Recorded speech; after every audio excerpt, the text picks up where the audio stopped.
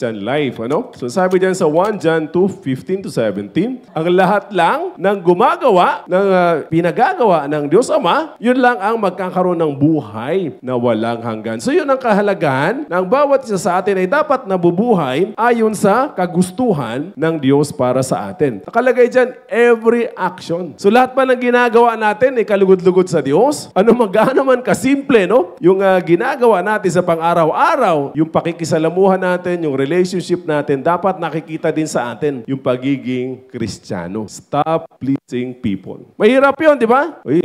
Nagpapa-impress ka sa tao. Bakit? Yung iba na mahilig magpa-impress. Of course, sa opisina, minsan hindi maiwasan. Nagpapa-impress sa boss. So, pwede naman in Christ. Ang role lang natin is pasayahin ang Diyos. Sabi, ano sabi sa wikang Ingles? We can never please everybody. Kahit gaano kagandang ginagawa mo, meron at merong sasabihin sa iyong hindi maganda. So, ang pinaka-importante, my dear brothers in Christ, is si Lord dapat ang ini-impress natin. Kasi ang pagpapala naman natin, nanggagaling sa Diyos. Pag gusto mo maging ano ka, talagang magiging kilalang-kilala ka, magpi-fail ka. Gusto mo talaga ikaw pinakamagaling, magpi-fail ka. Kung sino man sa inyo ang nagnanais na maging talagang nakakaangat, dapat maging lingkod ng lahat. So yung gumagawa lang sa kalooban ng Diyos, yun ang totoong Kristiyano. So ang laging tanong is, ginagawa ba natin yung kalooban ng Diyos sa araw-araw? So malinaw yan, na hindi lahat ng nakaupo dito makakapasok sa langit. Kung hindi lahat sumusunod sa kalooban ng Diyos. Pero kung lahat tayo, at lahat ng nanonood sa atin ay sumusunod sa kalooban ng Diyos, then lahat tayo, sama-sama tayo sa pag-akyat sa langit. Lahat ng mayaman, nagiging mabuting tao. At ang sabi diyan, hindi lahat ng mahirap napasama. Na ano man ang kalalagayan natin sa buhay, mahirap ka man o mayaman, pag ikaw ay nakasunod sa Diyos, ikaw ay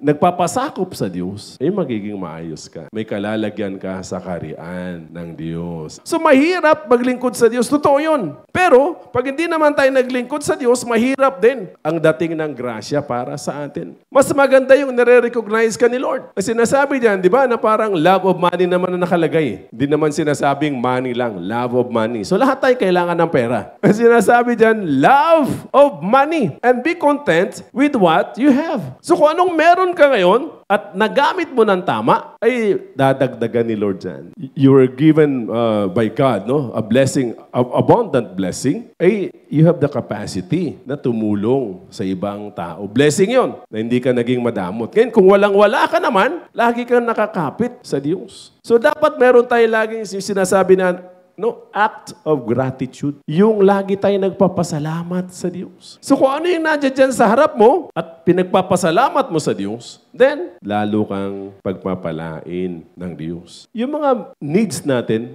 okay lang yun. Huwag yung masyadong bonggang-bongga na pagdating ng araw, yun na rin naman pakikinabangan yun. Ang mga taong tapat, yun ang pagpapalain ng bonggang-bongga ni Lord. Pero yung mga talagang gustong-gusto talagang yumaman, ang sabi dyan, hindi pwedeng hindi parusahan ng Diyos. May mga ambitions tayo sa buhay, okay naman yun. But let the Lord work for your dreams in life. Naging matagumpay ka nga sa buhay, umangat ka nga sa buhay, galing ka sa wala, umangat ka, naging maayos ang buhay mo, kaya lang, nakalimutan mo naman si Lord. Wala din. Kung simple lang ang pamumuhay mo, marami kang pwedeng matulungan. So tayo dapat, bilang mga anak ng Diyos, magaling tayo makinig. Learn to listen rather than talking. Marami mga tao, mabilis magalit.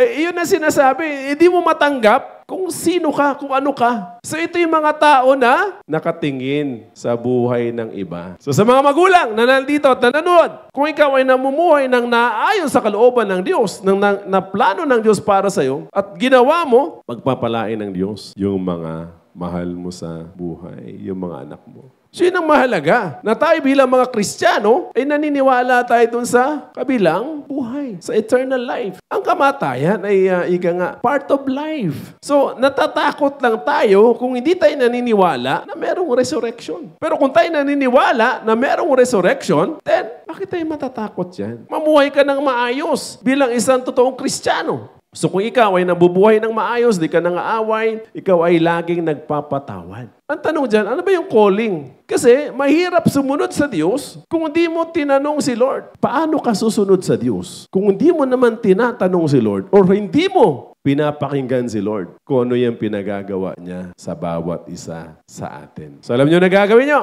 Pati mga nanonood sa atin, mamaya bago kayo matulog, mag one-on-one kayo ni Lord. Lord, ano ba talaga? Makikinig po ako.